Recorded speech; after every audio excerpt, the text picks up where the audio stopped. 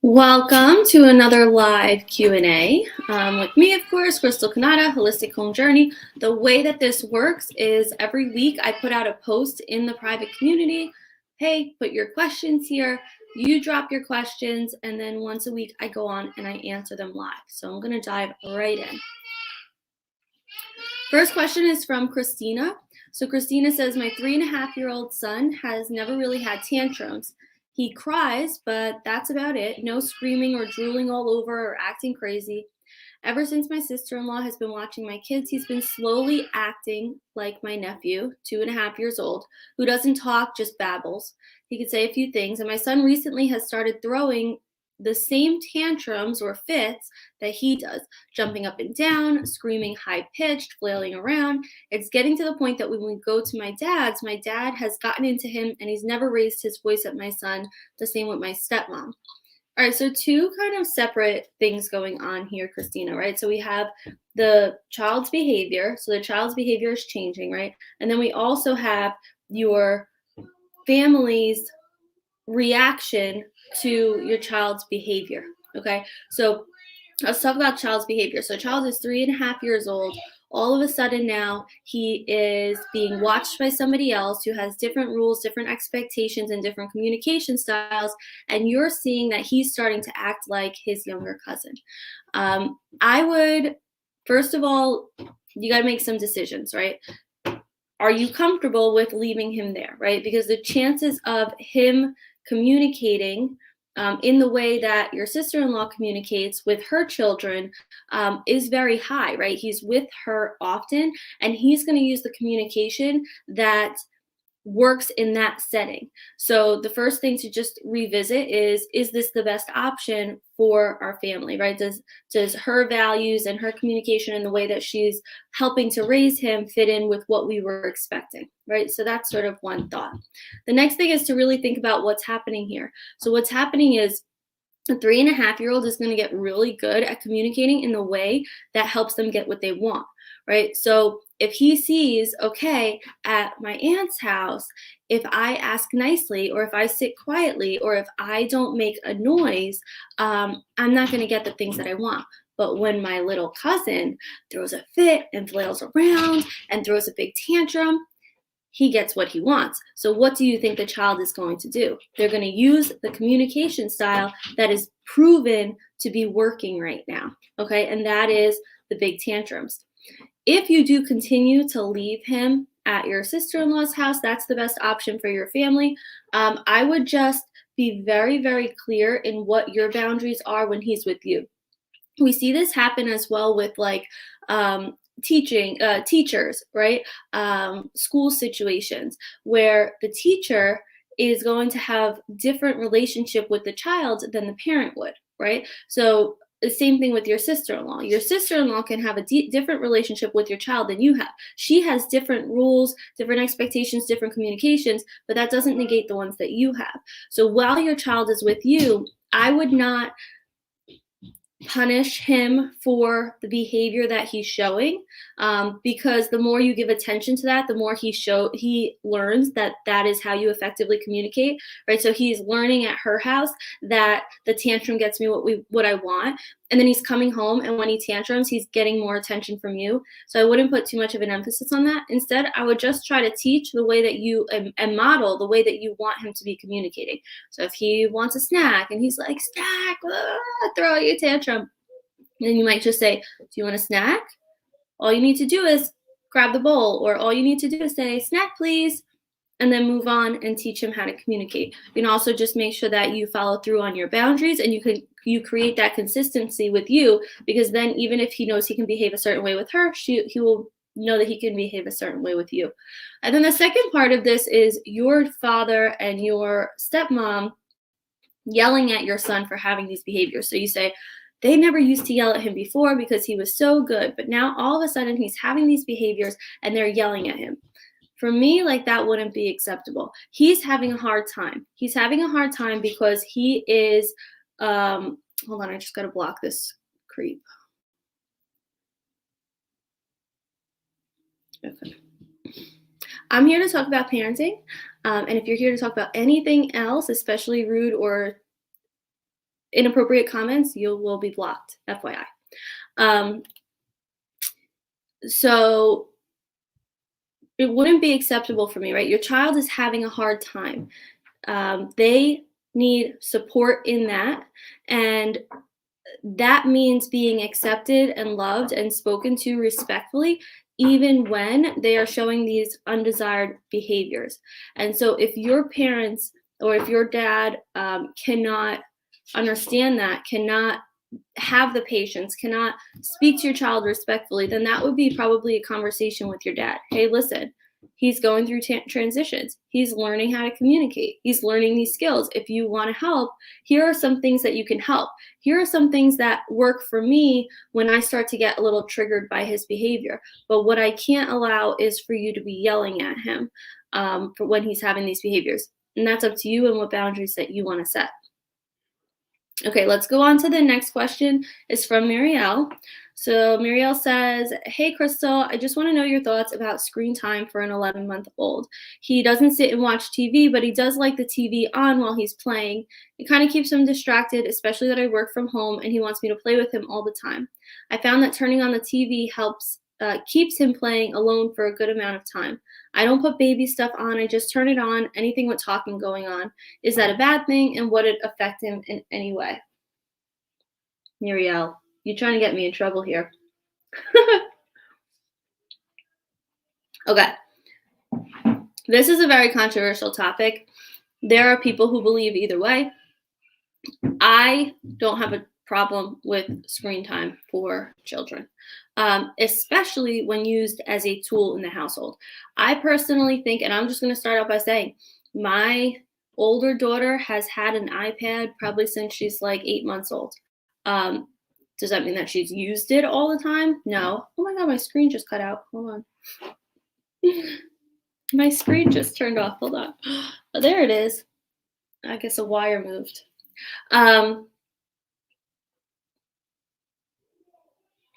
I think that when screen time becomes harmful is when we're using it to replace positive interaction and one-on-one teaching and communication with our child, and it starts to hinder their development socially, right? I think that's when screen time becomes the problem. But I think that when kids are getting a balance of live interaction, as well as the screen time, especially when used as a tool the way that you're using it, I think it's fine. Working from home is freaking hard. I have been doing that for several years now, and it's hard. You have to find the balance, and there's always mom guilt no matter what you do. There's mom guilt if you go and put them in front of a screen. There's mom guilt if you let them sit and watch you work and cry while you're trying to get some things done. There's always going to be that guilt. So the guilt part is normal. Me personally, I don't usually have a problem with the TV so much as the iPad. With the iPad, I feel like they're very like in it and they're like disengaged from what's going on. I don't usually have an issue or find issue in my family if I just have the TV on and they're like playing and they might watch some TV. I also find that it sort of helps to give them permission to go and take a rest. So they might be playing and then they might go sit on the couch for a little bit, watch TV, and then they might go back to playing.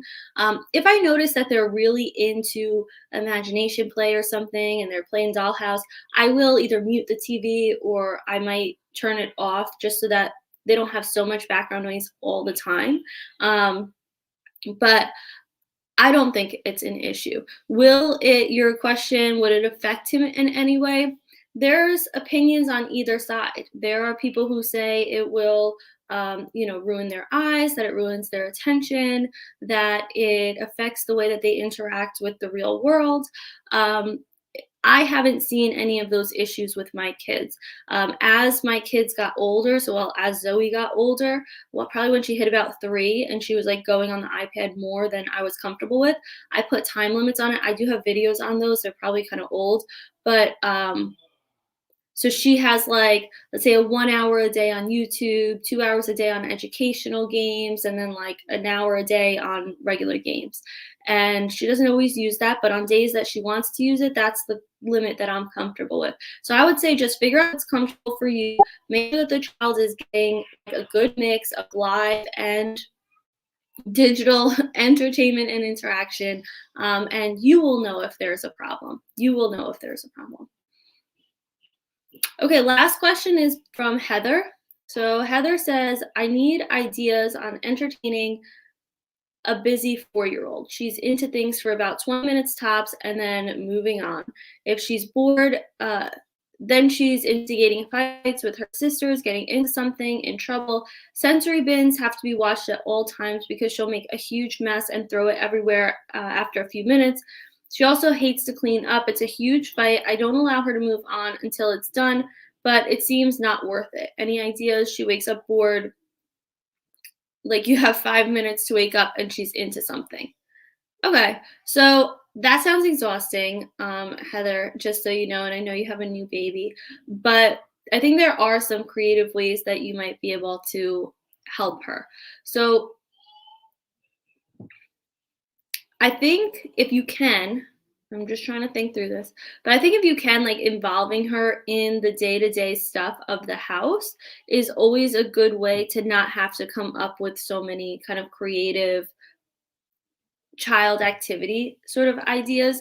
Like maybe she can have jobs throughout the day that might also empower her and encourage her, because she's part of the household. If I remember correctly, I don't think she's the oldest, but she's one of the older ones.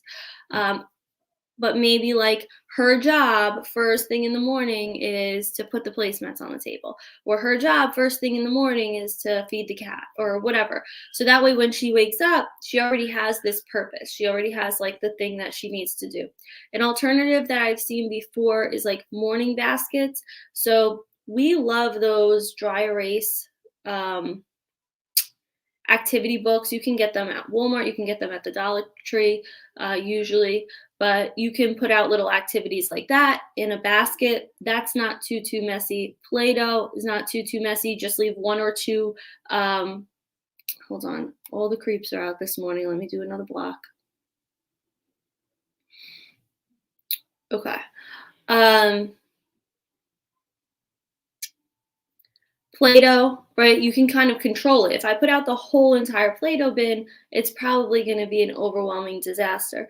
But if I take out one or two colors of Play-Doh with maybe a little knife and a roller, and I put that in the morning basket, that's not going to be as overwhelming because the most I have to clean up is those two colors of Play-Doh, right? So you can pick and choose things like that and put it into a morning basket. Hey, when you wake up and you need something to do, this is an option of what you can do. Some things that help keep my kids occupied.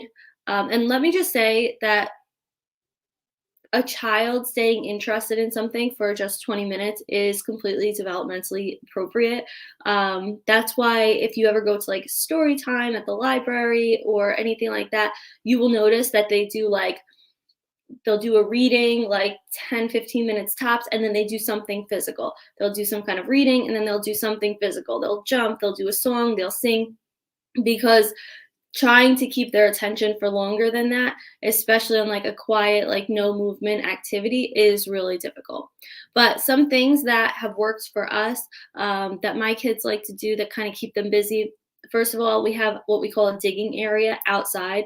And even when I think it's too cold, they freaking go out there. And I just went to Target and I bought all those like 59-cent dishes, like plastic dishes. And then we went to the dollar store and we got like the dollar kitchen utensils.